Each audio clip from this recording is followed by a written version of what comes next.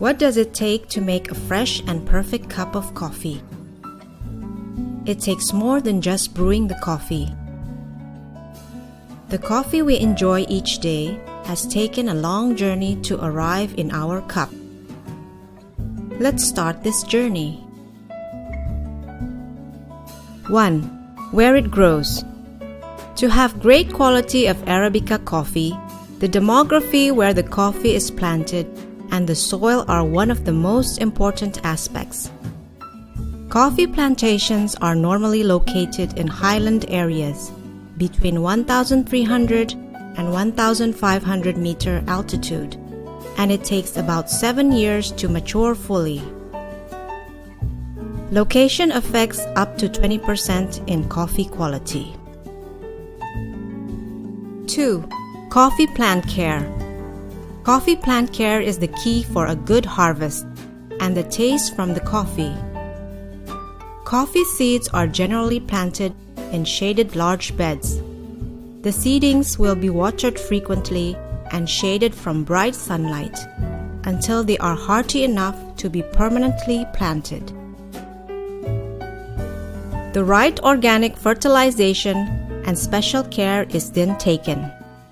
In this case, we do not use synthetic agrochemicals and plant protection methods, making our coffee an organic coffee.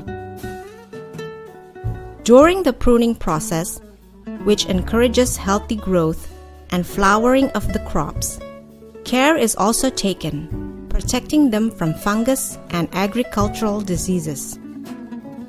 It will take approximately 3 to 4 years for the newly planted coffee trees to bear fruit. The fruit, called the coffee cherry, turns a bright, deep red when it is ripe and ready to be harvested. Only the ripe cherries are harvested, and they are picked individually by hand. This harvest is labor-intensive and used in harvesting our Arabica beans.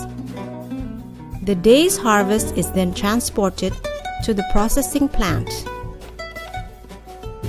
Coffee plant care affects up to 10% in coffee quality.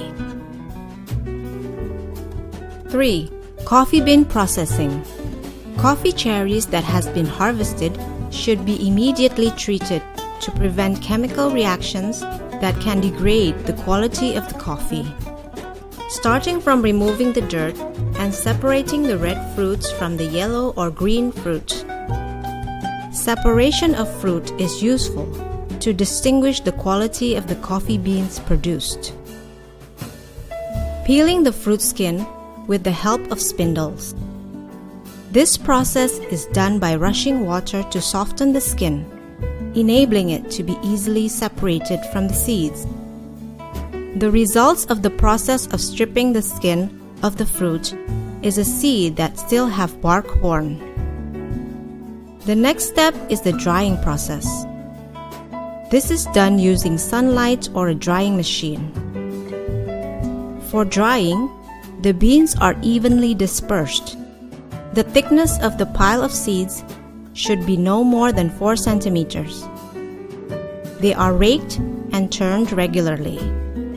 The drying process takes about 2 to 3 weeks until they produce coffee beans with a moisture content of no more than 12%. The water content is controlled, enabling coffee beans to not easily change its taste and is resistant towards fungal attack. After the beans reaches the moisture level of 12%, the process of stripping the skin horn begins. Stripping can be done by grinding or with the aid of pulping machines. It is always recommended to use machines as it reduces the risk of damage to the coffee beans. Results after stripping at this stage is called rice coffee beans. To get quality coffee beans with grade 1, the coffee beans that have been peeled are sorted. The aim is to separate the dirt, broken grains from the whole coffee beans. The criteria grade 1 indicates that in 1 kilogram of coffee, there are no more than 10 seeds which are broken. The first stage of sorting is done by using a sorting machine. This machine functions separating broken and whole seeds. It also separates large and small beans.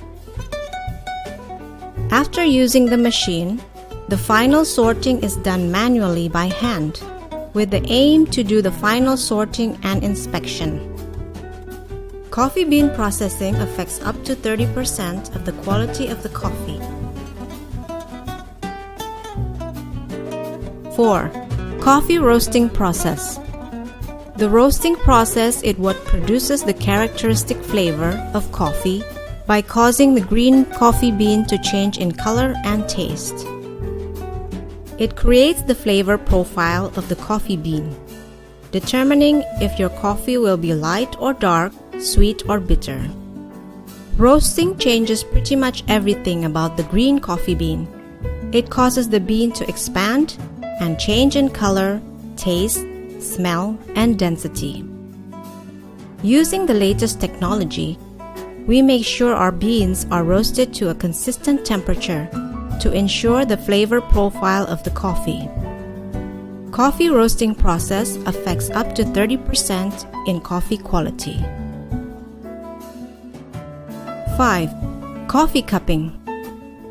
Coffee cupping or coffee tasting is the practice of observing the taste and aromas of brewed coffee. It is a professional practice but can be done informally by anyone or by professionals known as Q graders. A standard coffee cupping procedure involves deeply sniffing the coffee, then loudly slurping the coffee so it spreads to the back of the tongue. The coffee taster attempts to measure aspects of the coffee's taste, specifically the body, sweetness, acidity flavor, and aftertaste. Having a good quality cup of coffee is not just the brewing process. It takes a lot of effort involving lots of people before it is served in our cup. Mahadewa Coffee. Taste, adore, love. For more information, please check our website www.mahadewacoffee.com.